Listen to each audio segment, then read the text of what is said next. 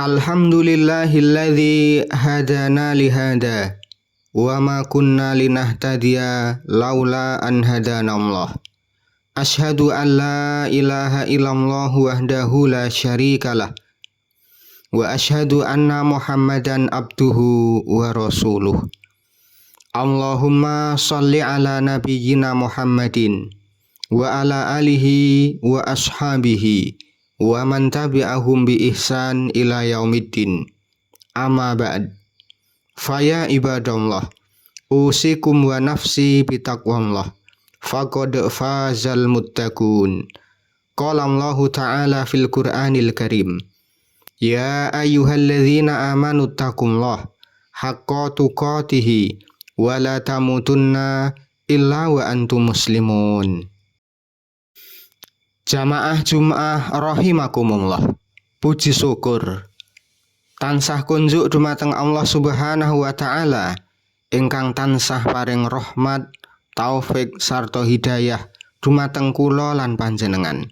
Satemah ing siang punika kula lan panjenengan saged pinanggih wonten majelis ingkang minulya kanthi kebaing kawilujengan.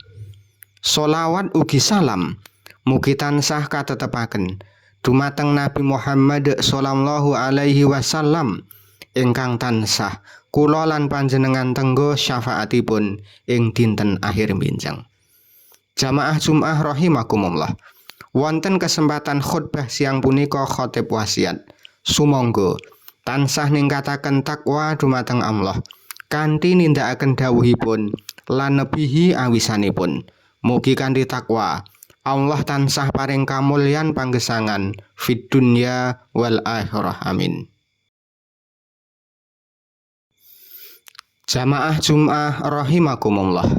Gantosipun taun sanes namung gantosipun angka ing kalender.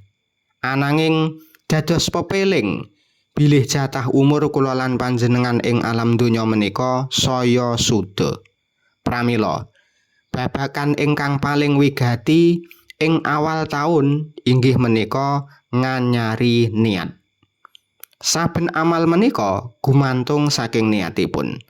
Kados dawuhipun Rasulullah sallallahu alaihi wasallam ing hadis sahih. Innamal a'malu binniyat wa innamal likulli imri'in ma nawa. Sejatine kabeh amal iku gumantung niate. Lan saben wong bakal entuk walesan manut apa sing diniatke. Hadis riwayat Imam Bukhari. Wonten ing taun enggal menika wonten kalih perkawis ageng ingkang kedah kula lan panjenengan anyari semangatipun. Sepisan nganyari semangat ibadah utawi hablum minallah. Kula lan panjenengan kedah nggadahi target ibadah ingkang langkung sae tinimbang taun wingi. Antawisipun sepisan ndandosi salat gangsal wekdal. Monggo dipun upayaaken salat kanthi jamaah ing masjid lan ngatosaken wekdalipun. Salat ingkang khusyuk bakal dados tameng saking tumindak Allah. Kaping kalih, semangat maos Al-Qur'an. Monggo dipun tancepaken niat supados saben dinten wonten ayat ingkang dipun waos senadyan namung sawetara ayat tinimbang boten babar pisan. Angka 3, zikir lan donga. Ngulinakaken zikir enjing lan zikir sonten supados manah tansah tenang lan celak dumateng Allah Subhanahu wa taala. Kaping kalih nganyari semangat muamalah utawi hablum minannas. Agami Islam ugi paring piwucal bilih kesaenan dumateng sesami menika bukti kiyatipun iman. Allah Subhanahu wa taala dawuh wonten ing surat Al-Maidah ayat kaping kalih. Wa ta'awanu 'alal birri wat taqwa wa la ta'awanu 'alal ismi wal udwan. Lan tulung tinulunga sira kabeh ing dalem kebecikan lan takwa. Lan aja tulung tinulung ing dalem dosa lan memungsuhan.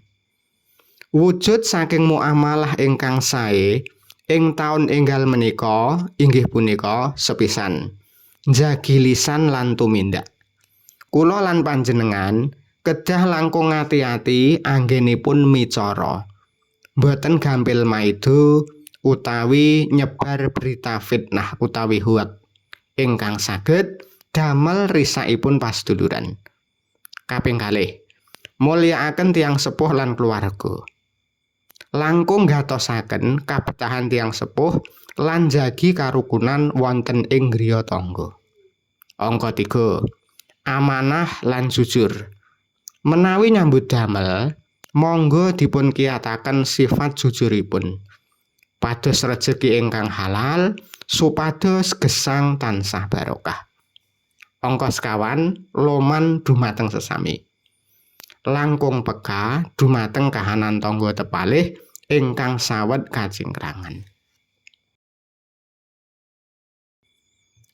Jamaah Jumat rahimakumullah. Kanthi niat ingkang tulus lan semangat ingkang enggal, mugi-mugi taun menika dados momentum kagem kula lan panjenengan dados pribadi ingkang langkung caket dumateng Allah lan langkung mupangat dumateng sesami manungsa. Aqulu qouli hadza wastaghfirullah li wa lakum wa lisairil muslimin innahu huwas samiul alim.